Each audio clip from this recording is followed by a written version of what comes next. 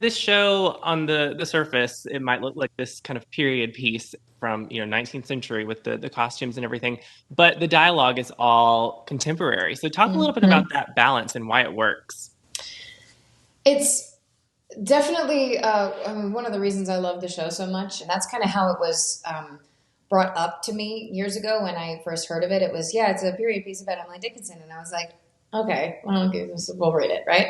And it was so not what I was expecting, and I think it works because we realize that, sure, it's a period piece, but these people are still human. They curse, they get mad, they experience heartbreak. It's in color. It's real and relatable through that sort of contemporary language and the music and the soundtrack, and it helps bridge that gap of feeling connected or disconnected to it. What a crazy day this is. Not as crazy as what's going on up here. If we did pull Emily Dickinson into modern times as a young adult, what do you think she would be doing? Do you think she'd be like this artistic Instagram influencer? I imagine, yes. For whatever reason, I've always thought she'd have a great Twitter. Like her tweets would just always be extremely retweetable.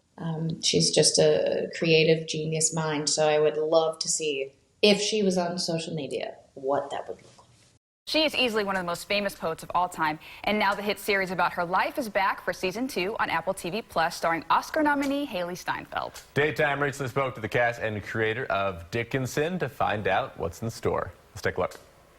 I can't be your only reader anymore. Emily is now refraining from publishing her poems because of the daunting idea of fame and attention. What if I don't want fame?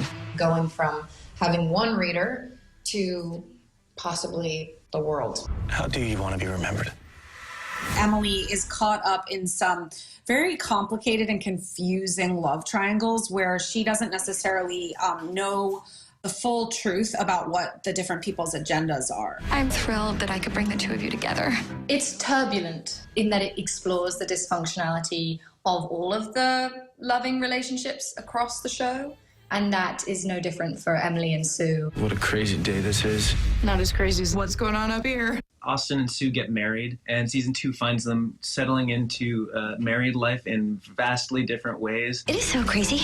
Sue is an influencer. Sue of season 2 would be Instagram famous and launching her own corset brand. She's so extra. Lavinia would be like breeding weird animals and have a very kind of niche TikTok that like takes off about her foxes. Like her tweets would just always be extremely retweetable. Fame's kind of like death. What's up, girl? We're really using the past as a lens to look at our world today. Sure, it's a period piece, but these people are still human. They curse, they get mad, they experience heartbreak. It's in color. It's real and relatable through that sort of contemporary language and the music and the soundtrack, and it helps bridge that gap of feeling connected or disconnected to it. Part of me is pretty sure that fame isn't good for me. In fact, I think it could be very dangerous. I'm excited for people to see this whole season unfold.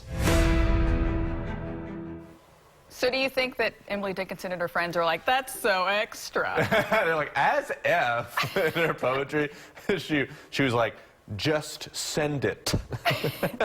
Are you okay with that modern language? If it inspires the youths to look up Emily Dickinson, then yes, whatever gets them to look it up. I like it.